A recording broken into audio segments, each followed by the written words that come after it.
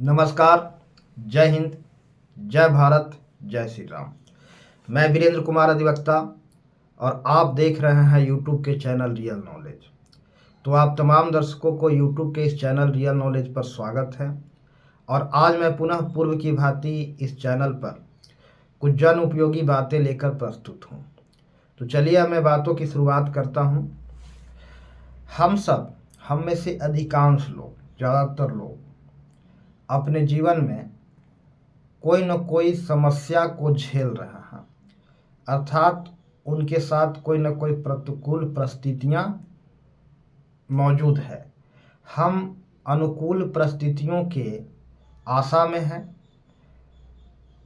कि कहीं न कहीं कुछ अच्छे दिन, अच्छी परिस्थितियां आएंगी। हमें जो परिस्थितियां मौजूद है उसी में जीना होता है, उसी में एडजस्ट करना होता है, समायोजित करना होता है। दुनिया में अधिकांश लोग एक से बढ़कर एक दुखद परिस्थितियों का सामना कर रहे हैं, एक से बढ़कर एक समस्याओं को झेल रहा है।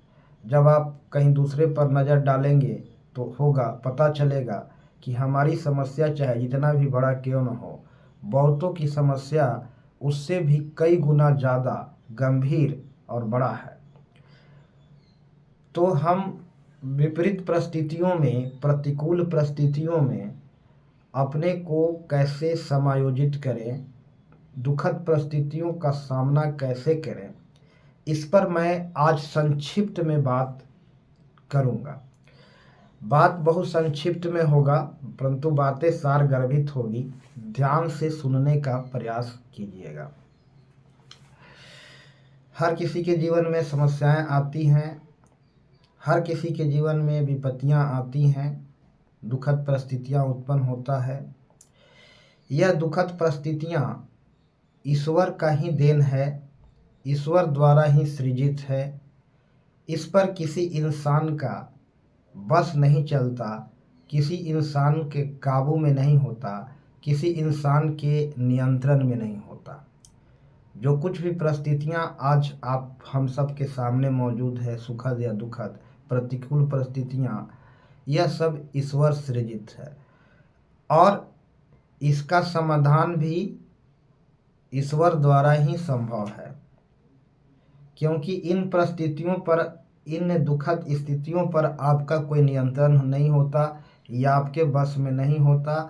जो होना होता है, जो घटना घटनी होती है, उसे टाला नहीं जा सकता, किसी भी सूरत में टाला नहीं जा सकता, किसी भी कीमत में टाला नहीं जा सकता। यह प्री फिक्स है, पहले से तय है, इसलिए इसको टाला नहीं जा सकता।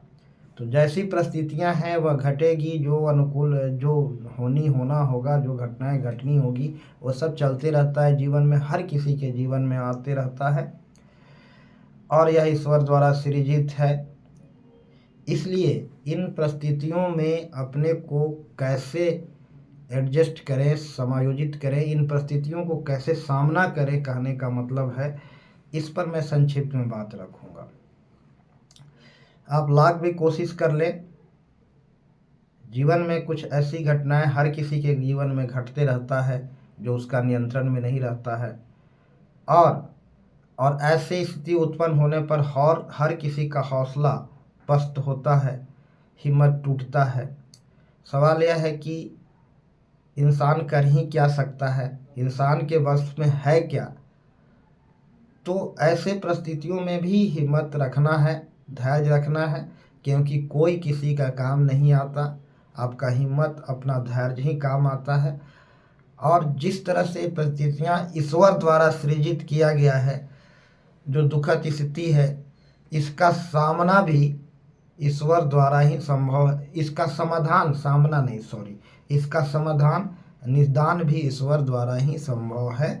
और तमाम दुखद स्थितियों का निदान निश्चित रूप से संभव है और इसका निदान ईश्वर से ही संभव है। और इसका और कोई उपाय नहीं है निदान का। इसलिए ईश्वर पर आस्था बनाए रखें, ईश्वर पर विश्वास रखें और आस्तिकता को जीवन में अपनाएं। जब आप आस्तिक हो जाएंगे, पूर्णतः आस्तिक, तो आप अपने मनों के विकारों से भी दूर धीरे धीरे होते रहेंगे।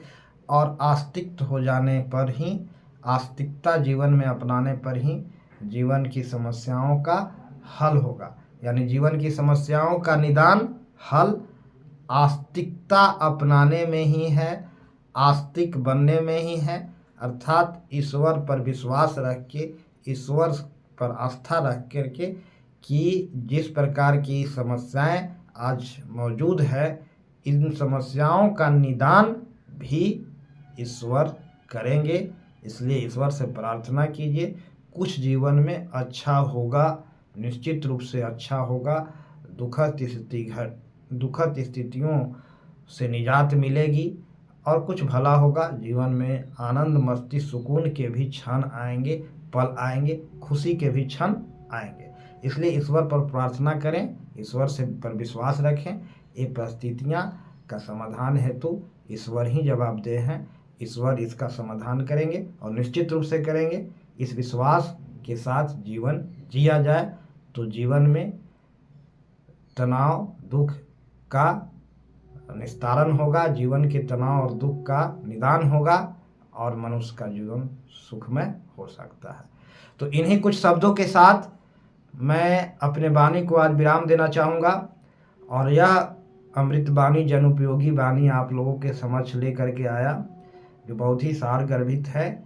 इस पर ध्यान दीजिए और जीवन में अपनाएं तो हमारा जीवन में तनाव, हमारे जीवन से तनाव का, दुख का निस्तारण अर्थात दुख, तनाव दूर होगा।